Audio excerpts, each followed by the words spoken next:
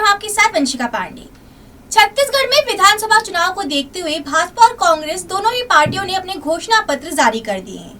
वहीं इसी बीच ईडी ने महादेव ऐप से जुड़े संबंध में जो आरोप लगाए थे, उसमें खुद महादेव ऐप के ओनर शुभम सोनी ने एक वीडियो के माध्यम से कुछ लोगों का नाम सामने लाया है। आइए देखते हैं इस पे एक खास रिपोर्ट। महादेव ऐप के ओनर शुभम सोनी ने अपने डॉक्यूमेंट दिखाते हुए कहा कि मैं ही महादेव बुक का ओनर हूं और सरकार से संरक्षण लेने के लिए मैं वर्मा जी से मिला और 10 लाख रुपए हर महीने भी देने लगे। कुछ दिन बाद फिर बार बार समस्या आने लगी तो फिर मेरी मीटिंग रायपुर एसपी प्रशांत अग्रवाल से करवाई गई और मैंने उन्हें अपनी समस्या बताई।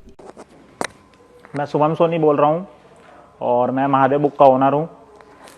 ये रहे उसके डॉक्यूमेंट्स।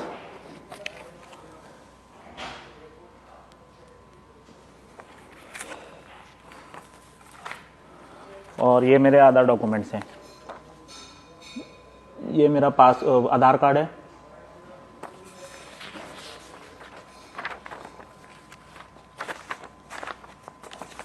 ये मेरा पैन कार्ड है।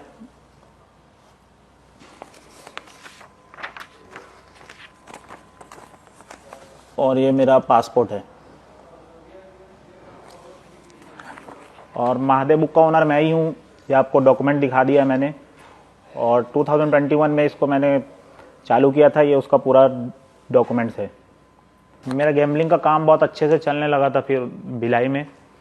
और ये तो बहुत ही छोटे से काम चालू हुआ था। उसके बाद धीरे धीरे काम बढ़ता गया। अब काम बढ़ता गया। उसके बाद हमारा लाइफस्टाइल भी चेंज होता गया क्योंकि पैसा बहुत आ रहे थे। तो सब नोटिस करने लगे।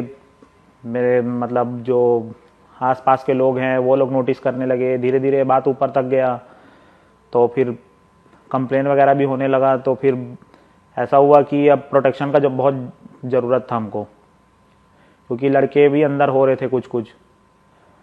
तो उसके बाद मुझे पता चला वर्मा जी के बारे में। फिर मैंने उनसे मीटिंग की। फिर मुझे समझ लो हफ्ता वसूली वाला काम चालू हो गया। अब वर्मा जी से मैंने मीटिंग किया तो फिर उनसे बात हुआ और ये हुआ कि अब उनको मुझे हर महीना 10 लाख रुपए देना है। तो वो भी ओके हो गया। अब हर महीना मैंने उनको 10 लाख रुपए देना चालू कर दिया। तो काम अब बढ़िया चलने लगा मेरा और पैसा भी कमा रहे थे हम, सब कुछ ओके था।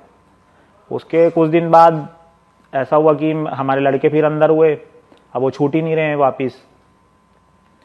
तो मैंने वर्मा जी को कॉल लगाया कि सर अभी कैसे हो गया, आपको तो मैं पैसा भी दे रहा हूँ, उसके बाद भी लड़के अंदर हो रहे हैं और छूट भी नहीं रहे, बाहर निकल ही नहीं रहे वो लोग। तो वो बोले कि चलो करते हैं कुछ। फिर उसके बाद भी लड़के नहीं छूटे। फिर मैंने वापस कॉल किया उनको तो वो बोले कि भैया लगता है अभी यहाँ से काम नहीं होगा, मैं चलो आपको किससे मिलवाता हूँ, ऐसा करके बोले हो। मैं बोला ठीक है सर मिलवा दीजिए, बस लड़के लोग को बाहर निकलवाना है। तो वो मेरे को लेके गए, साथ में लेके गए रायपुर। मैं बोला ठीक है मिलवा लो भैया जिससे भी मिलवाना है। तो वो बोले कि चलो करते हैं कुछ। फिर उसके बाद भी लड़के नहीं छूटे। फिर मैंने वापस कॉल किया उनको तो वो बोले कि भैया लगता है अभी यहाँ से काम नहीं होगा, मैं चलो आपको किससे मिलवाता हूँ, ऐसा करके बोले हो। मैं बोला ठीक है सर मिलवा दीजिए, बस लड़के लोग को बाहर निकलवाना है। तो वो मेरे को लेके गए, साथ में लेके गए रायपुर। मैं बोला ठीक है मिलवा लो भैया जिससे भी मिलवाना है। तो वो बोले कि चलो अब मिलवाता हूँ। हम गए साथ में, वहाँ पर सीएम सर और बिट्टू भैया से हमारा मीटिंग हुआ। ये चीज़ का मैंने पूरा अपना लिख के दे दिया है उसमें रिटर्न स्टेटमेंट में कि क्या हुआ वहाँ, कैसे हुआ, क्या किस बात का डील हुआ, हर चीज़ का स्टेटमेंट मैंने दे दिया अपने रिटर्न डॉक्यूमेंट में। मैं सितंबर 2020 में दुबई आया। जैसा कि मेरा मीटिंग हुआ था सीएम साहब से, तो उन्होंने बोला था कि दुबई जाओ, अपना काम बढ़ाओ और वहाँ मीटिंग करो जाके। तो मैं गया और मीटिंग भी हुआ मेरा कई लोगों से। तो 2 लोग के साथ मेरा यहाँ बिजनेस भी सेट हो गया और अच्छा खासा काम भी बढ़ने लगा, सब कुछ ओके चलने लगा। जैसा सीएम साहब बोले थे सब बढ़िया हो गया। उसके बाद मुझे यहाँ 2 लोग मिले जो मेरे भिलाई के ही थे, सौरभ और रवि। तो वो लोग से मैं मिला, उनका यहाँ कंस्ट्रक्शन का काम था। तो मैंने सोचा मैं भी काम चालू कर लेता हूँ, यहाँ अच्छा काम है ये चीज़। तो मैं उन्हें अपना पर्सनल एडवाइज़र रख लिया ये काम पे, कंस्ट्रक्शन के काम पे। अब इसके बाद हुआ ये कि फेमस ये लोग होने लगे महादेव बुक के नाम से। मैंने बुक खड़ा किया, मैंने बुक चालू किया, फेमस ये लोग हो रहे हैं। मैंने जीरो से चालू करके पूरा ओके आसमान तक पहुंचाया इस बुक को, और फेमस ये लोग हो रहे हैं। बताओ, ऐसा थोड़ी होता है। ठीक है, उनको आशीर्वाद नहीं था सीएम साहब का, इसलिए उनको वो फेमस हो गए। ये गलत बात है ना। इस चीज़ का बुरा लगता है बहुत ज़्यादा। एक बात बता रहा हूँ आपको, हमारे सीएम साहब का एक आदत है, बघेल जी का, कि वो कुछ दिन में पलटी मार देते हैं, और ऐसा मेरे साथ हुआ है। जब उन्होंने मुझे दुबई भेजा कि वहाँ जाके अपना काम सेटल करो, लोगों से मिलो, तो मैं गया, मिला भी, और मेरा काम भी बहुत अच्छा सेट हो गया। उसके बाद हुआ ये कि कुछ दिन तक तो अच्छा चला, उसके बाद फिर प्रॉब्लम आने लगा मेरे काम पे। हमारे लोग अंदर होने लगे और छूट ही नहीं रहे वो लोग। मैं फ़ोन पे फ़ोन लगाया जाता हूँ, परेशान हो रहा हूँ। तो वापस मैंने वर्मा जी को फ़ोन लगाया, तो बोले कि चलो ठीक है, आप भिलाई आ जाओ, आपका मीटिंग कराते वापस से। अब मैं डर से पहुँच गया भिलाई कि लोग बाहर आ जाएंगे करके। तो वर्मा जी से मैं मिलने गया। वर्मा जी और गिरीश तिवारी मुझे मिले रायपुर एयरपोर्ट रोड पे।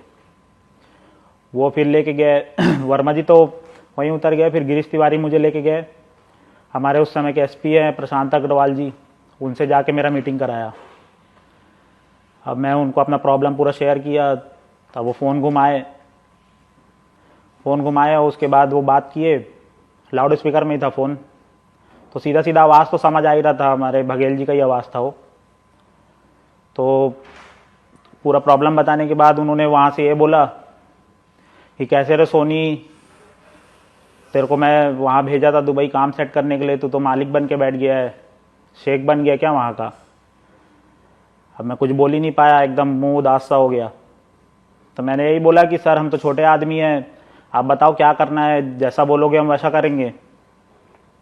तो बस वो यही बोले कि ठीक है, आप प्रशांत जी से बात कर लो, वो आपको बता देंगे क्या कैसे करना है।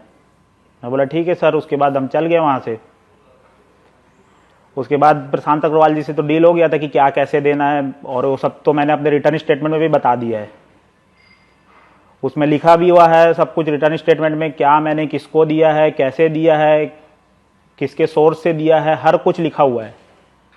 अब इतना पैसा देने के बाद भी मेरा काम बढ़ नहीं रहा है, अंदर हो रहे हैं लोग, तो क्या मतलब, पूरा फंस गया मैं पॉलिटिकल सिस्टम के अंदर यार। तो प्रशांत अग्रवाल जी के जब मेरा मीटिंग हुआ, उसके बाद से मैंने अब तक 508 करोड़ रुपए दे चुका है। हमारे बघेल साहब, बिट्टू भैया और उनके जो लोग हैं, उनको मैंने 508 करोड़ रुपए दिया है। उसके बाद भी मेरा काम नहीं हो रहा है, मेरे काम में डिस्टर्बेंस हो रहा है इतना ज़्यादा। मैं इतना परेशान हो गया हूँ इस सिस्टम से, अब क्या करूँ समझ नहीं आता है। ज़बरदस्ती का अब मेरे ऊपर ईडी का कार्रवाई चालू हो गया है। अब ऐसा कुछ होगा मेरे साथ, इतना पैसा देने के बाद भी, तो मैं क्या करूं बताओ। अब बस मेरा यही लास्ट रिक्वेस्ट है हमारे इंडियन गवर्नमेंट से कि वो बस इतना हेल्प कर दे मेरी, कि मैं अब फंस चुका हूँ इस पॉलिटिकल सिस्टम में, मैं इससे बाहर निकलना चाहता हूँ। और आपको जैसा एविडेंस चाहिए, जैसा प्रूफ चाहिए, मैंने जैसे जैसे पैसा उनको दिया है, हर चीज़ का मेरे पास एविडेंस, प्रूफ, हर चीज़, एक एक चीज़ पड़ा हुआ है। तो मैं यही चाहता हूँ कि बस मेरा हेल्प कर दीजिए वहाँ से। मैं भी इंडिया जाना चाहता हूँ वापस। मुझे डर लगता है यहाँ से इंडिया जाने में। मैं वहाँ जाना चाहता हूँ वापस, वहीं रहना चाहता हूँ, लेकिन मेरा हेल्प कीजिए, यही रिक्वेस्ट है मेरे इंडियन गवर्नमेंट से यार। तो ये थी बुलंद छत्तीसगढ़ की कुछ खास रिपोर्ट। ऐसी खबरों के लिए देखते रहिए और बने रहिए बुलंद छत्तीसगढ़ के साथ।